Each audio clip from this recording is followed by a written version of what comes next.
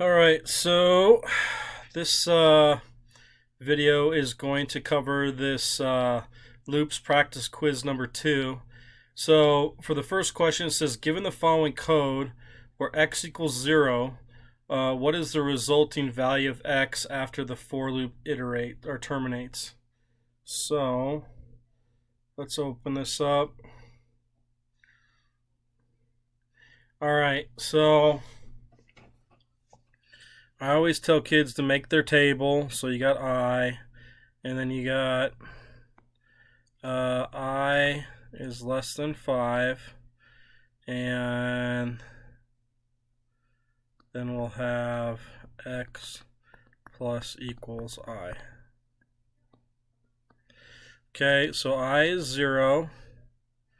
0 is less than 5, that's true. So then x is 0, so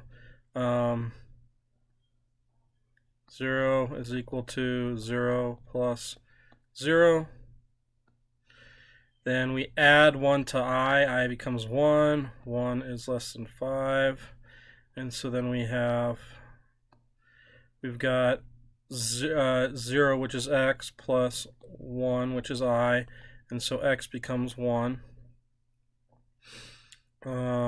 Then we add 1 to I, becomes 2. 2 is less than 5. And then we have 1, which is x, plus 2, which is I, equals 3. Then I becomes 3. 3 is less than 5. So then we got 3 plus 3, which equals 6. And then I becomes 4. 4 is less than 5. So then we got 6 plus 4, and that equals 10. Okay, so I becomes 5. Is 5 less than 5? Nope. So that's over. And your final answer is D. Okay, how many times will the following loop iterate? X is 10. 10 is greater than 0.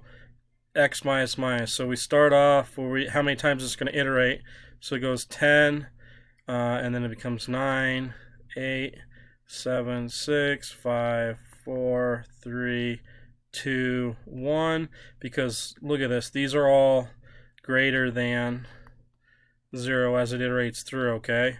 1 is greater than 0, and then it becomes 0. Is 0 greater than 0? So it doesn't iterate here. So 1, 2, 3, 4, 5, 6, 7, 8, 9, 10. Your answer is D. So 1 and 2 are both D. And again, I have to close this so I can fit 3 and 4, 3, 4, and 5 on. So 3, it says, if x is an int or x is 1, what will x be after the following loop terminates? So we've got x, and check to see if x is less than 100. Okay, so first times through, x is 1, 1 is less than 100.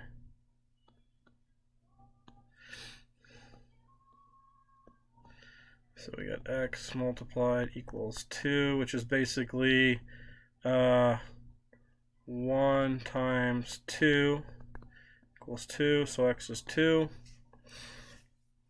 2 is less than 100, so we do 2 times 2, that equals 4, so x is 4.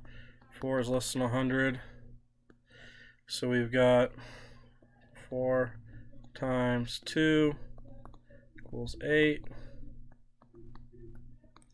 Equals 8. 8 is less than 100. So we get 8 times 2. That equals 16. 16 is less than 100.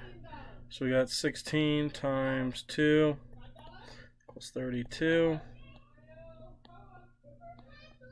32 is less than 100. So we get 32 times Ugh.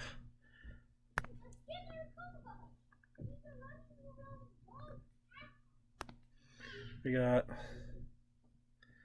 32 times 2, 64. 64 is less than 100.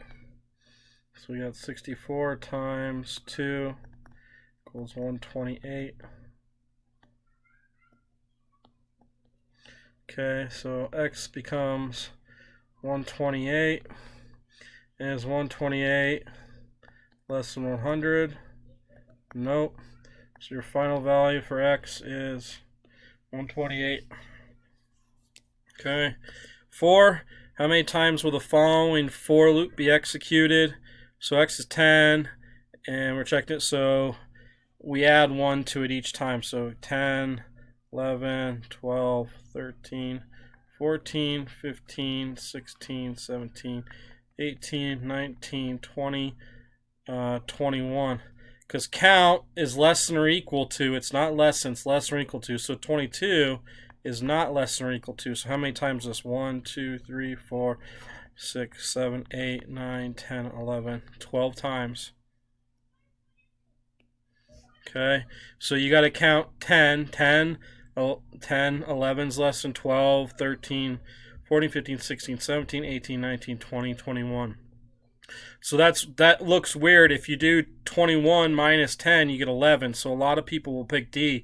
You need to count these up, each one, okay, and see which one. Just make sure, each time you're just adding 1 to it, okay.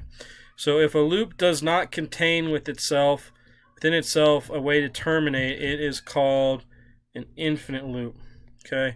It will not.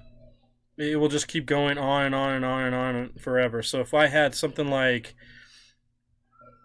if a loop does not have contain a way to terminate, so let's say x is equal to I don't know, 5, and we have to see if x is we'll say while x is greater than 0, s.o.p x, so we would print it. And then we could do, while it's, so 5 is greater than 0, then we could do like an x plus here.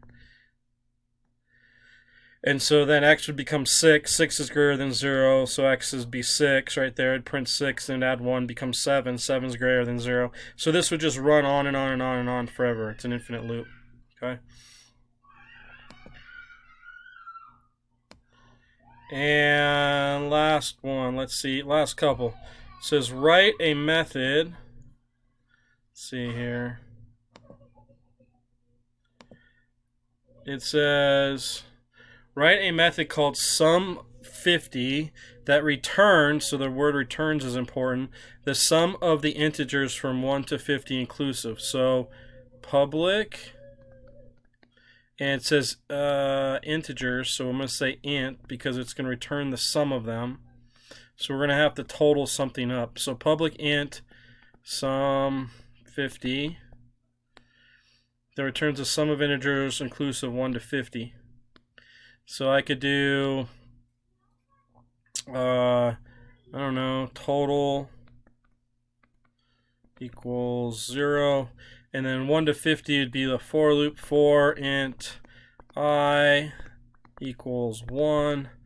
I is less than or equal to 50. I plus plus. And then we could say total plus equals I, so that would add each one up. And then it says return, so I can just return, after my loop is all over, I can return the total. Okay, and then what output is produced by the following code fragment? So 200 is greater than or equal to 0, we minus 1, So while, second, I think I'm going to sneeze here. So 200 modulus 4, that would return, so 4 goes into 250 times with the remainder of 0. So is 0 not equal to 0? It is equal to it, so it won't print the 200, or it won't print 200, but 199, because we subtract 199 modulus 4, so let me think here. So 199 works, 199. Let me just see the pattern. 199, 198, 197. But 196 won't work, so it'd have to go to 195. And then I'm not going to expect you to write all these out. I would like to see the patterns where you wouldn't put 200 down and you wouldn't put 196, but then you could do like 6, 5, 3,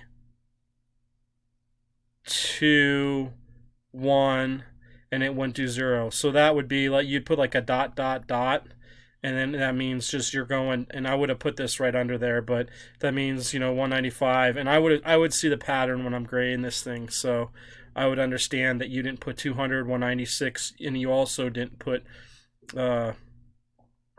sorry, not right there, right here, you didn't put 4, okay, because 4 is part of that, so it's not part of that. So I think this is all.